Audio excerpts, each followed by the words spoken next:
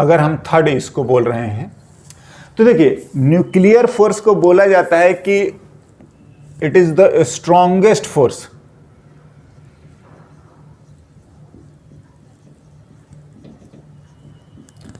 strongest force which is responsible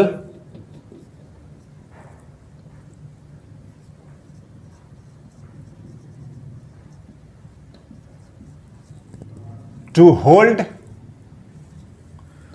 nucleons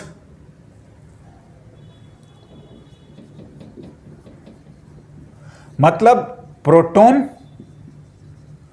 plus neutron together. हाँ जी, देखिए ये जो फोर्स होता है वो प्रोटॉन प्रोटॉन के बीच में भी लगता है, ये न्यूट्रॉन न्यूट्रॉन के भी बीच में लगता है, and neutron and proton between the nucleons. हाँ जी, ठीक है ना। तो ये इनके बीच का रहता है। ध्यान से देखिए, अगर हम लोग दो प्रोटॉन रखेंगे तो रिपल्सन आएगा ये वाला, समझ रहे हैं। एंड ये बोलता है कि दो प्रोटॉन रखोगे तो आपका न्यूक्लियर फोर्स भी होता है ना। और ये जो होता है इससे भी बहुत ज्यादा होता है, समझ रहे हैं, बहुत ज्यादा होता है। लिखा ही है इट्स द स्ट्रॉन्गेस्ट फोर्स। हाँ जी, ठीक है ना। प्रोटॉन एंड न्यूट्रॉन को क्या बोलते हैं, एक साथ न्यूक्लियस में रखने के लिए इट ओवरकम द रिपल्सन, या इलेक्ट्रोस्टैटिक रिपल्सन लिखता हूं मैं,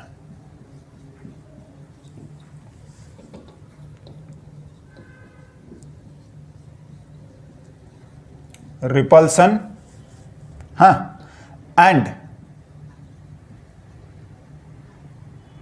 मेक प्रोटॉन्स या hold protons together in nucleus, है ना। ठीक है, देखिए न्यूट्रॉन न्यूट्रॉन को रहना कोई नहीं बोलेंगे कि टेंशन वाला बात नहीं है, लेकिन प्रोटॉन प्रोटॉन साथ में एक साथ रह जाए ये बहुत बड़ी बात हो जाती है। ठीक है, कि ये तो रिपेल करेंगे, अलग अलग हो जाएंगे, बट ध्यान से ऐसा है ना। इसका जो गड़बड़ बात है ये है ना कि देखिए न्यूक्लियस का साइज होता है 10⁻⁻15 मीटर अराउंड, समझ रहे हैं। तो नो डाउट ये स्ट्रॉन्गेस्ट तो होता है, बट ये शॉर्ट रेंज फोर्स होता है। हाँ जी, शॉर्ट रेंज फोर्स होता है, मतलब कि न्यूक्लियस के अंदर ही काम करेगा, डिस्टेंस ज्यादा हो जाएगा तो ये काम नहीं करेगा, समझ रहे हैं ना। स्ट्रॉन्गेस्ट होता है एनीवे, और ये भी one of the fundamental force है ना। लास्टली हमारा जो आता है हम लोग फोर्थ, ठीक है, मीडियम वगैरह से इसका कोई मतलब ही नहीं होता है, ये न्यूक्लियस के अंदर होता है, बाकी चीजों का कोई रेलेवेंट नहीं बोलेंगे, कंपैरिजन कर भी नहीं पाएंगे। एनीवे, फोर्थ हमारा एक जो फोर्स लिखते हैं वो हमारा हम लोग लिखते हैं वीक फोर्स। अब देखिए वीक फोर्स नाम ही वीक फोर्स है, बट क्या होता है, देखिए कई बार ऐसी सिचुएशन आती है, जैसे एक बोला जाता है ना कि मैं इसको ऐसे करके बैलेंस कर रहा हूं, ठीक है, अगर आप थोड़ा ध्यान दे पाए तो। और नहीं होता है कि बगल से एक बोलते हैं ना चींटी भी जाए, हल्का सा भी आपने इसको ऐसे टच भी करा और ये गिरा, तो बात ऐसा आता है कि देखिए ऐसा नहीं है कि इसको गिराने के लिए आपने पूरा फोर्स लगाया है, या इस बात को बोलते क्या है ना कि जस्ट इनिशिएट कर दे रहा है। जैसे बोलता है पेट्रोल में माचिस मारना, तो पेट्रोल में आप माचिस मारते हैं बहुत आग लग जाता है, लेकिन आप तो छोटा सा चिंगारी जलाते हैं। या बैलून है, बैलून में एक हल्का सा पंक्चर करिए, हाँ पूरा बैलून फट जाता है। देखिए ये बात सॉर्ट ऑफ क्या होता है ना, इनिशिएट करता है, समझ रहे हैं। जैसे अगर आप एक एग्जांपल लीजिए, जनरल वे में क्या हमारे सभी लोगों के साथ होता है कि घर पर कभी ना आप गलती इतना नहीं करते हैं, हाँ, और आपको डांट या पनिशमेंट कुछ ज़्यादा मिल जाता है। क्या होता है ना कि बस वो मैटर जो है वो पहले से एक्युमुलेटेड है, या अगले का मूड जो है वो पहले से खराब है, समझ रहे हैं। बस आप क्या हुआ कि स्टार्ट कर दिए या इनिशिएट कर दिए, समझ रहे हैं, आपकी उतनी गलती नहीं है, समझ रहे हैं। तो वो चीजें होती है। यहां पर क्या होता है, this force is responsible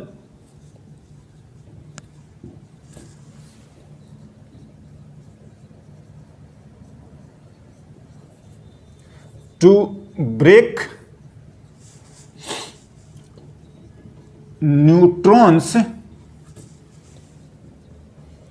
into proton and electron and releasing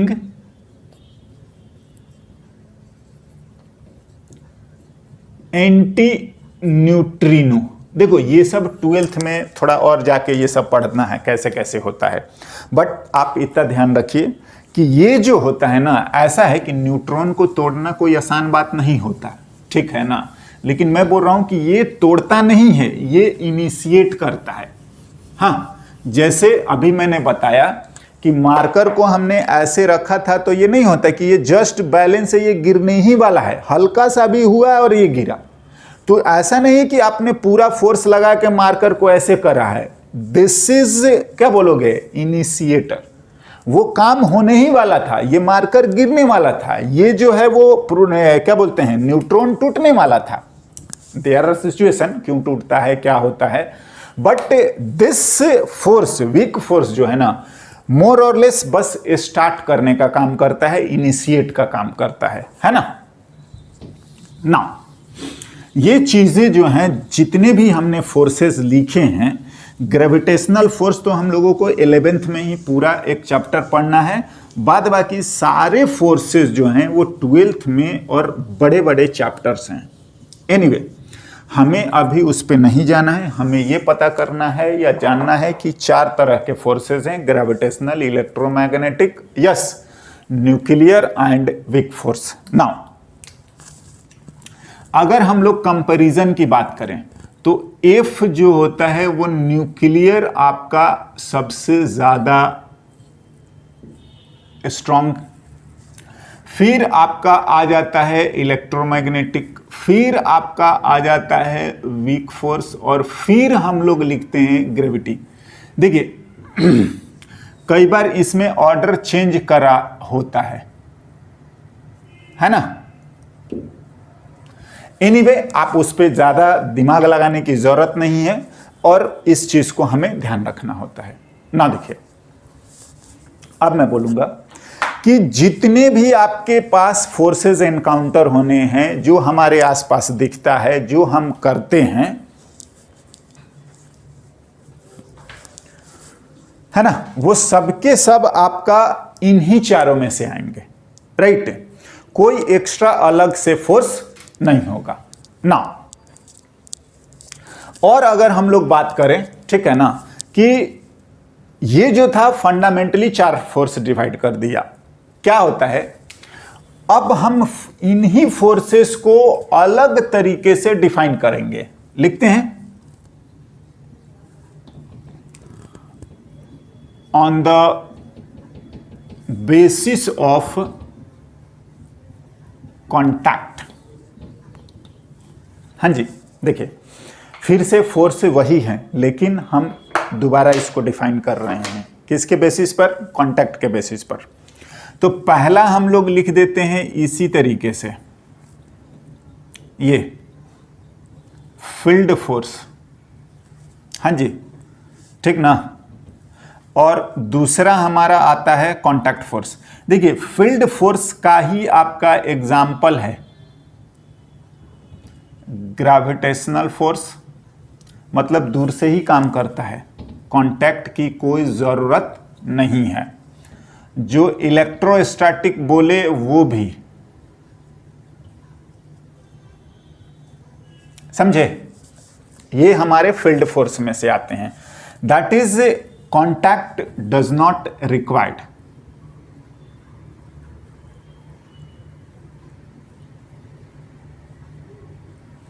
समझ रहे हैं ना? दूसरा जो आता है हमारा, हम लोग लिखते हैं कॉन्टैक्ट फोर्स। यस,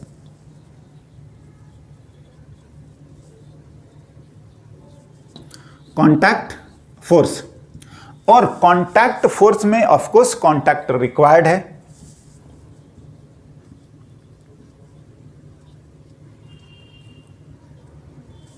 और सही पूछिए तो हम लोग यहीं से हमारा सिलेबस या हम लोगों का जो काम का फोर्स है वो अभी हम लोग स्टार्ट करेंगे। देखिए क्या क्या, अगर बात करेंगे हमारे पास टेंशन, हाँ जी, टेंशन इन स्ट्रिंग रॉड जो भी होता है ना, स्ट्रिंग। दूसरा नॉर्मल, हाँ जी, फ्रिक्शन, हाँ, ये सब के सब कांटेक्ट फोर्स होते हैं। अगर कांटेक्ट में नहीं होगा तो नहीं होगा।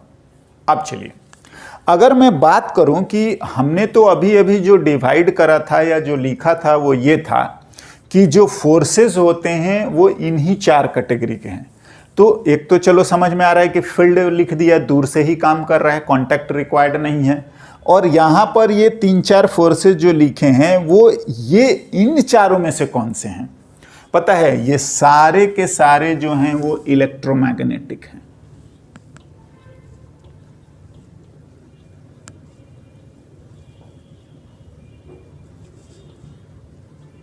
ये सब इलेक्ट्रोमैग्नेटिक फोर्सेस हैं।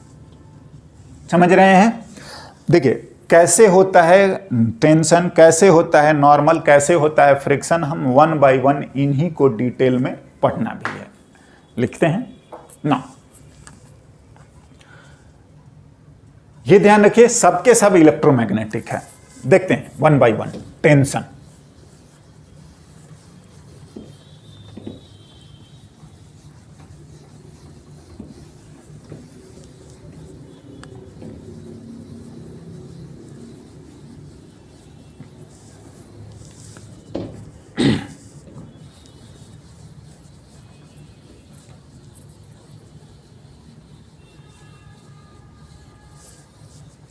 ना देखिए टेंशन इन द स्ट्रिंग ही हम लोग पहला लिख रहे हैं।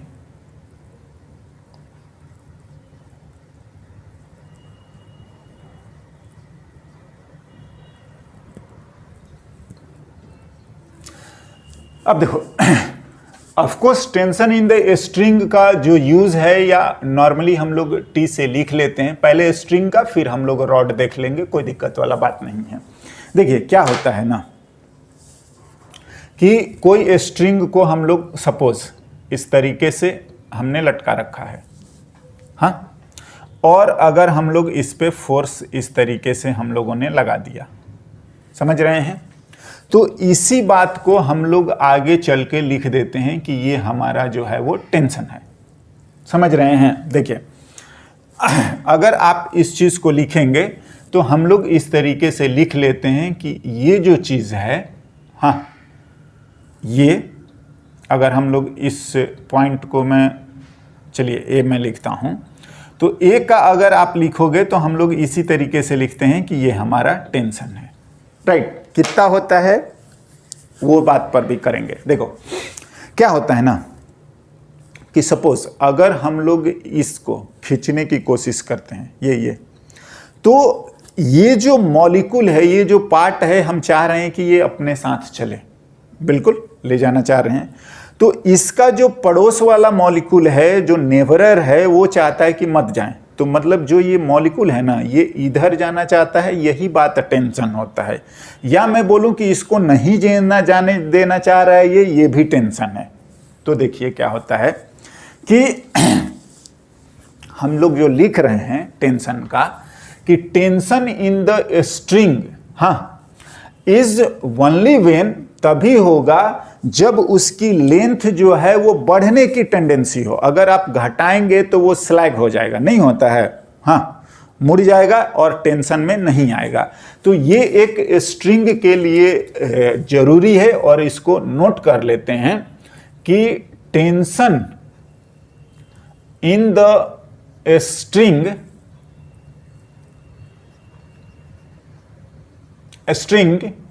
is only when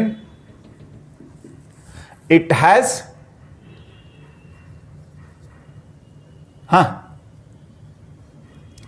increasing tendency. समझ रहे हैं? टेंशन जो होगा स्ट्रिंग में तभी होगा जब वो बढ़ने की टेंडेंसी हो। चलिए अगर हम लोग इसको लिखें, है ना, इस तरीके से ऐसा लिखा है। नाउ अगर इसके एक दो पॉइंट और लिख दें, चलिए मैं आपको लिख रहा हूं कि ये कोई पॉइंट है हमारा बी। तो देखो क्या है, ये रहा हमारा बी। अभी तक हम लोग बी की बात नहीं करे हैं। तो अब अगर हम लोग लिखें ना, तो देखिए अगर मैं बी पे जाऊंगा तो आप लिखिए ये रहा आपका बी, बिल्कुल, और ये ए लिख रखा है। ये हम अलग से लिखना चाह रहे हैं। ये रहा आपका बी और ये रहा ए। ना देखियो क्या मैं बोल रहा हूं ना, अगर आप यहां पर बात कर रहे हैं, ये लेंथ कब बढ़ेगा? जब ये इधर जाए, इधर। ए का लेंथ कब बढ़ेगा? जब ये इधर जाए। तो आप टी ए लिखेंगे ना। अगर मैं बात कर रहा हूं ये बी वाला, तो ये बी वाला कब बढ़ेगा? हाँ, जब इस पर आपका टेंशन जो हो वो इधर हो, बिल्कुल। हाँ, नाउ अगर आप इस वाले एंड पर लिखेंगे ना, तो पता चलेगा कि इस पर जो टेंशन है वो टेंशन आपका इस डायरेक्शन में आ जाएगा। टीबी है ना। इसको थोड़ा सा अलग से मैं इधर ही ड्रॉ करता हूं। ये बी है, ये ए है। हाँ, तो ए पर ऑफ कोर्स इधर टेंशन होगा तभी ये रिमेनिंग लेंथ बढ़ेगा। समझ रहे हैं ना? इंक्रीजिंग टेंडेंसी, बढ़ना चाहिए। तो ये अगर हम देखेंगे तो ये बढ़ेगा कब? जब इधर हो। ये आपका बढ़ेगा कब? जब ये इधर हो। हाँ जी, देखिए अगर आप बात करोगे ना, तो मैंने जो समझाया था वो ये है कि इस मॉलिक्यूल को हम लोग खींच रहे हैं, तो नो डाउट इस पर फोर्स जो है एक, अगर राइट बोलोगे तो दूसरा इसको जाने नहीं दे रहा है लेफ्ट में। डिपेंड ये करता है कि हमें दिखाना क्या चाहिए और किस डायरेक्शन में। तो क्या? Increasing tendency. आप रिमेनिंग लेंथ जिधर बढ़ेगा उधर ही आप टेंशन को दिखाएंगे। समझ रहे हैं? अल्टीमेटली अगर बी पर बात करोगे तो बी पर टेंशन नो डाउट इधर भी है और इधर भी है, नेट मिला के आगे चल के हमारा जीरो होता है। बट ध्यान रखिए, अगर इस पोर्शन को लिखना है तो ये लिखना चाहिए, अगर हम लोगों को इस पोर्शन को लिखना है तो हमें ये लिखना चाहिए। राइट नाउ ध्यान यही रखना है कि जो इंक्रीजिंग टेंडेंसी रखे, हाँ जी, जो रिमेनिंग लेंथ को बढ़ा दे। देखो अगर मैं बात करता हूं यहां पर, अगर मैंने इधर कर दिया तो ये लेंथ छोटा होगा, टेंशन ऐसा नहीं होगा। राइट, अगर आप यहां पर भी जाएंगे, अगर इसको उल्टा कर दीजिएगा ये लेंथ को छोटा करने लगेगा ना, फिर नहीं होगा। तभी होगा, आप इसको देखो यहां पर इधर, क्यों? क्योंकि लेंथ बढ़ा रहा है। अगर मैं इसको देख रहा हूं नीचे से, तो ये तभी बढ़ेगा जब ये ऊपर हो। अगर आप इसको नीचे कर देंगे तो ये घटेगा और ये फिर गलत हो जाएगा। Right, so tension in a string only when it has increasing tendency। now इस तरीके से हम लोग लिखते रहेंगे। Tension in the string is along the string होगा। बिल्कुल, ये ऐसा नहीं होगा कि इसके परपेंडिकुलर या किसी एंगल पर, ऐसा नहीं हो सकता। ठीक है नाउ, और इन इंक्रीजिंग डायरेक्शन।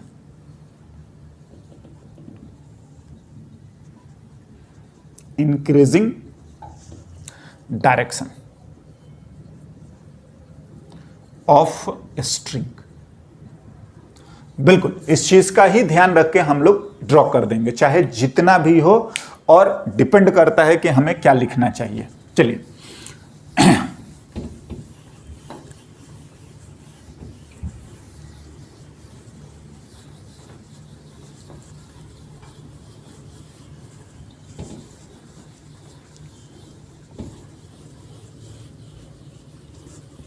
देखिए, अगर हम लोग टेंशन के बारे में बात करें कि टेंशन कैसा फोर्स होता है, तो ये तो चीज़ हमने इसके बारे में लिखा, जो लिखा है टेंशन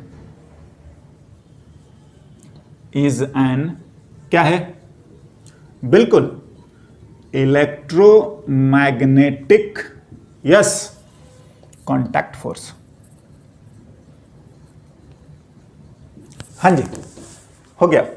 कब लगेगा? जब स्ट्रिंग की इंक्रीजिंग टेंडेंसी हो, एंड किधर लगेगा? अलोंग द स्ट्रिंग ही हो सकता है, उसके किसी एंगल पर ये सब नहीं मानते हैं या नहीं होगा। एनीवे, नेक्स्ट हमारा जो आता है वो है नॉर्मल, एन से डिनोट करते हैं। अगर आप इसके बारे में बात है ना, हम ये चीजें बस आप 2 लाइन ध्यान रखिए, आगे जब हम लोग आएंगे तो ऑफ कोर्स डिटेल आएगा, है ना, क्वेश्चन सॉल्व करते हैं। नॉर्मल की बात करें, अगेन लिखा जाएगा तो इट्स अ, क्या है, इलेक्ट्रोमैग्नेटिक कांटेक्ट फोर्स। हाँ जी, electromagnetic contact force perpendicular to the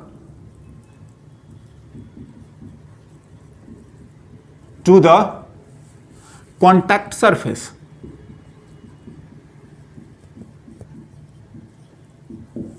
देखिए, बात ऐसा है, अगर हम इसी को समझें तो होता क्या है ना कि अगर हम लोग इसको दबाते हैं, ठीक है ना, हाँ, आप देखना थोड़ा सा ये डिफॉर्म हो रहा है ना, हाँ, नाउ अगर हम बोर्ड को दबाएं तो ये डिफॉर्म नहीं हो रहा है। क्या होता है कि हम फोर्स लगा के इस मॉलिक्यूल को रीअरेंजमेंट को चेंज करते हैं। नाउ चेंज करना नॉर्मल नहीं है, क्या होता है कि ये अपोज करता है, जैसे बोर्ड भी अपोज करता है। यहां पर तो आपका नहीं होता, हाँ, गड़बड़ हो जा रहा है, टेढ़ा हो जा रहा है या डिफॉर्म हो जा रहा है, बट ये नहीं हो रहा है। तो जितना वो अपोज करता है ना, और वो भी opposition perpendicular to the contact surface is, क्या है, नॉर्मल। दैट इज, अगर ऐसा कुछ लिखा हुआ है, देखते हैं, अभी हम लोगों को थोड़ा थोड़ा बेसिक चीजों को ध्यान रखना है। अगर मास एम लिखते हैं तो मेरे को इसमें बाकी कुछ समझ में आए या ना आए ना, हमको नॉर्मल लिखने आना चाहिए। ये रहा नॉर्मल, जो कांटेक्ट सरफेस है उसके क्या, परपेंडिकुलर। नाउ अगर आप नीचे वाला सरफेस की बात करोगे तो उस पर भी आएगा, ये भी आएगा। अब बड़ा छोटा क्या आएगा ये अलग मैटर है, लेकिन इस पर भी आएगा। कांटेक्ट सरफेस के क्या होता है, परपेंडिकुलर, इतना ही ध्यान ही रखना है। नाउ अगर हम लोग कुछ और एग्जाम्पल की बात करें,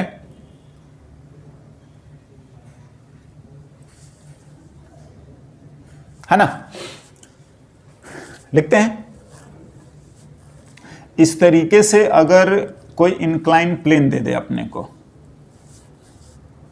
रहता है ये सब तमाम चीजें आप लोग लिखेंगे और करेंगे भी। ये थीटा रहा, और हम लोग ये इस पर एक ब्लॉक रख देते हैं, है ना, ए। तो नॉर्मल हमें ड्रॉ करना है। देखिए, केवल नॉर्मल ड्रॉ करना है तो कोई बड़ी बात नहीं है। पहला एक जो रेफरेंस लिखा हुआ है आप उसको रखें, समझ रहे हैं। ऑब्जेक्ट को जो लिखना है हम लोग ड्रॉ कर देते हैं, बिल्कुल। एंड बी केयरफुल, बाकी का जो मार्किंग है हॉरिजॉन्टल वगैरह से ये सब करना चाहिए, तभी प्रिसाइजली आप समझ पाएंगे। एंड जो नॉर्मल है वो हमारा ये बिल्कुल कांटेक्ट सरफेस के परपेंडिकुलर। देखिए, बात ऐसा है कि आप एरो कहीं भी लगा सकते हैं, समझ रहे हैं, हाँ जी। वेक्टर है ना, आप इस फोर्स को यहां लिखिए, हाँ, या आप ऐसे भी लिख सकते हैं। अभी हम लोग उसको ज़्यादा इधर उधर नहीं करना चाह रहे हैं, आप ऐसे भी लिख सकते हैं, नॉर्मल लग रहा है। लेकिन अभी हम लोगों को बेटर रहेगा कि यहाँ ही दिखाएं, यहीं ही दिखाएं, है ना। तो हम लोगों को ये ना करते हुए, ठीक है, मैं बोल रहा हूँ कि हमें यही दिखाना चाहिए नॉर्मल। देखिए बात सेम ही है, समझ रहे हैं, ये ना दिखाते हुए हमें ये दिखाना चाहिए, बट है ये वही चीज नॉर्मल परपेंडिकुलर ना।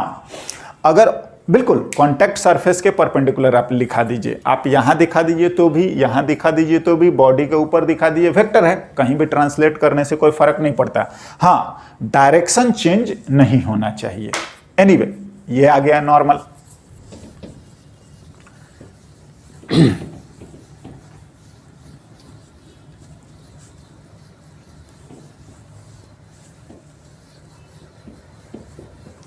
हम लोग अभी डायरेक्शन ऑफ नॉर्मल की ही बात कर रहे हैं, उसका मैथमेटिकल कैलकुलेशन बात का मैटर है, ऑफ कोर्स करना भी है, करेंगे भी।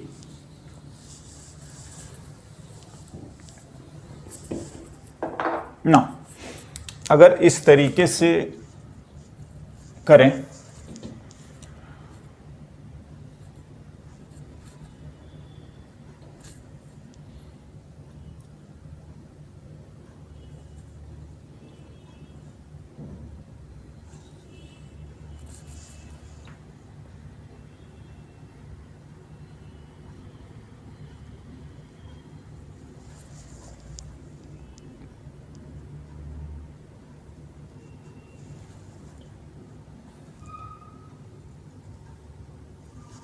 ये रिजिड सपोर्ट है।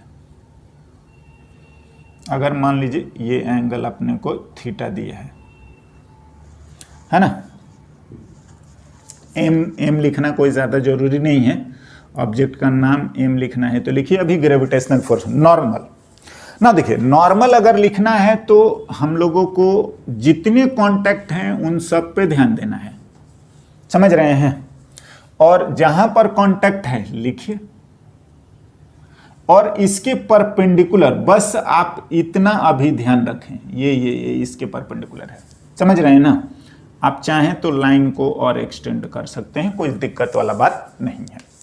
ये अगर प्लेन P1 है तो N1 लिख लीजिए, तो यहां पर भी कांटेक्ट में है और ये भी आपका आएगा। बी केयरफुल, जितनी जगह पर कांटेक्ट में है सभी जगह पर आएगा। नाउ मार्किंग के लिए आप यहां पर भी ऐसा कर सकते हैं कि ये जो चीज है वो इसके परपेंडिकुलर है, राइट। चाहें तो आप इस लाइन को भी एक्सटेंड कर सकते हैं, बिल्कुल कर सकते हैं, है ना। देखिए एक हम लोग और नॉर्मल ड्रॉ करते हैं।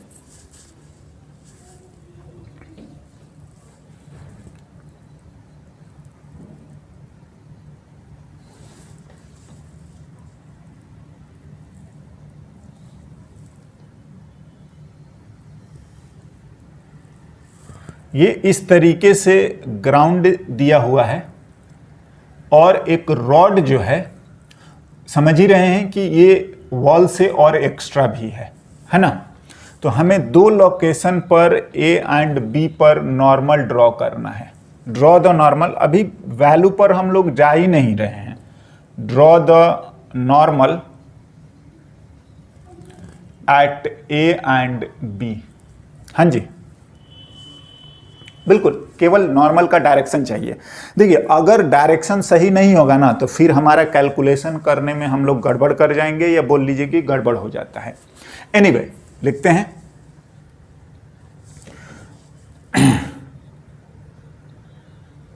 ये कोई बहुत स्टैंडर्ड क्वेश्चन नहीं है, फिर भी बहुत सारे लोगों को कंफ्यूजन भी रहता है। देखिए मैं अगर बात करूं ए का, तो ए का अगर लिखा जाएगा तो देखिए, या तो एक रहता है कि हम ये जो नीचे वाला लाइन है हम उसके परपेंडिकुलर लिख देते हैं,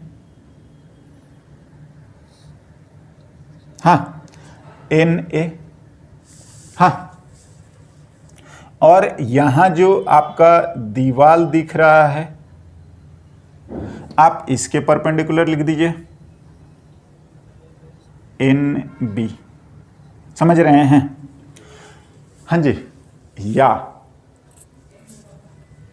अगर आपको बोला जाए कि यहां पर मैं रॉड के परपेंडिकुलर लिख देता हूं, हाँ जी, यहां पर मैं रॉड के परपेंडिकुलर लिख देता हूं NA डैश, और यहां पर भी रॉड के परपेंडिकुलर लिखते हैं NB डैश। आप लोगों को मैटर मेरे ख्याल से कोई दिक्कत होना नहीं चाहिए, है ना। मैं आपसे यही पूछना चाह रहा हूं कि आखिर हमें ड्रॉ कौन सा करना चाहिए। हाँ जी, ये जो है वो ग्राउंड के परपेंडिकुलर है। हम आपको समझाना जो चाह रहे हैं वो ये है कि NA and NB dash are correct. हाँ जी, दैट इज क्या है कि आपको ड्रॉ केवल इतना ही करना चाहिए था, या यही सही है क्या। अगर हम लोग A का बात कर रहे हैं तो A पर आएगा ग्राउंड के परपेंडिकुलर, और अगर हम लोग ये B की बात कर रहे हैं, है ना, तो B पर आएगा आपके रॉड के परपेंडिकुलर। अब बात ऐसा है कि ये क्यों हो गया, समझ रहे हैं? ठीक है ना। देखिए ये करेक्ट है, ये वाला। ये तो मैंने लिखा कि ये चीजें हो सकती हैं रॉड के परपेंडिकुलर, इसके परपेंडिकुलर, है ना। देखिए अब बात ऐसा है, इस चीज को समझते हैं क्या है। अगर मैं बोलता हूं कि इसका परपेंडिकुलर, तो इसका परपेंडिकुलर हमें ये दिख रहा है, आई होप समझ में आना चाहिए ये ना। मैं बोलता हूं इसके परपेंडिकुलर, तो इसके परपेंडिकुलर भी हमको समझ में आ रहा है कि ये चीज है। हाँ, अब मैं बोलता हूं कि आप इसके परपेंडिकुलर बताइए, ये जो टेढ़ा वाला है, तो ये जो टेढ़ा वाला है इसके परपेंडिकुलर मेरे को नहीं समझ में आ रहा है, स्पेशली यहां पर। हाँ जी, बट यहां पर जब ये टच में है तो इसका परपेंडिकुलर तो अभी भी आपका यही है, यही वाला। देखिए ध्यान दीजिए क्या कि इस मार्कर को मैं ऐसे रखूं तो परपेंडिकुलर ये है, अगर मैं ऐसे रखूं कैसे भी रखूंगा ना, तो क्या होता है कि परपेंडिकुलर आपका यही होगा। समझे क्या है? देखिए जो ए रॉड का है वो एक पॉइंट है, जबकि ये जो अर्थ है वो एक सरफेस है। तो देखो पॉइंट का ना परपेंडिकुलर नहीं होता, या बोलिएगा कि एक पॉइंट से इनफाइनाइट नंबर ऑफ सरफेस पास होता है, समझ रहे हैं। एंड अगर आप पॉइंट का परपेंडिकुलर लिखेंगे तो नहीं लिख पाएंगे, तो क्या होना चाहिए, देखिए draw the perpendicular to the well defined surface as point has infinite number of surfaces। बिल्कुल एक पॉइंट का सरफेस नहीं डिफाइन होता, तो ध्यान से यहां पर इतना तो पता है कि ये रॉड है ना, ये तो जस्ट जाके टिप हो गया, एंड हो गया, खत्म हो गया। हाँ, तो इस तरीके से हम लोग नहीं कर पाते हैं, राइट। एनीवे, अगर आप थोड़ा समझने की कोशिश करेंगे तो ध्यान दीजिए, अगर क्या बोलेंगे, कोई भी अगर हम लोग बुक लेते हैं तो ध्यान दो, दो मैटर है। अगर मैं इसको भी यूज करके आपको समझाने की कोशिश करूं ना, तो मैं अगर इस पे ऐसे रखता हूं, तो ऐसे रखने से क्या होगा, ये देखिए, तो ये जो लाइन है ना, तो लाइन, इस लाइन से ये वाला भी सरफेस जाता है और इसी लाइन से ये भी जाता है। पता है, इसी लाइन से ये तमाम पेपर या सरफेस ये सब अलग अलग हैं, तो ये सब इस लाइन से जाते हैं। तो एक पॉइंट से भी इनफाइनाइट नंबर ऑफ सरफेस पास होता है, एज वेल एज एक लाइन से भी इनफाइनाइट नंबर ऑफ सरफेस पास होता है। सो जब परपेंडिकुलर ड्रॉ करना है तो हम लोगों को ये ध्यान रखना चाहिए कि जो सरफेस वेल डिफाइन है ना, उसी के परपेंडिकुलर ड्रॉ करें। ओके, नाउ नेक्स्ट जो फ्रिक्शन है वो हमारा अगला चैप्टर ही है, ठीक है ना। और फ्रिक्शन के बारे में हम लोग फिलहाल इतना ही लिखेंगे और नेक्स्ट चैप्टर में हम लोग उसको डिटेल में पढ़ेंगे। हाँ, नेक्स्ट चैप्टर ही हम लोग उसको स्टार्ट भी करते हैं। थोड़ा सा मैं इसमें लिखते रहा हूं, right. Friction again, it's an electromagnetic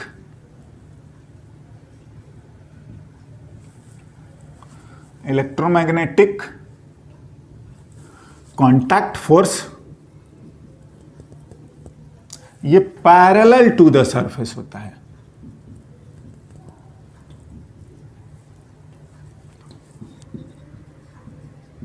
ना। नेक्स्ट चैप्टर में हम लोग इसको बढ़िया से पढ़ेंगे, राइट। ये दोनों नॉर्मल एंड टेंशन हम लोग इसमें ही करते हैं, राइट। नाउ आगे बढ़ते हैं। कुछ कुछ न्यूटन्स लॉ को पढ़ने के लिए हम लोग जो चीजें हैं बेसिक उसको समझ रहे हैं एंड लिखते हैं आगे। ओके।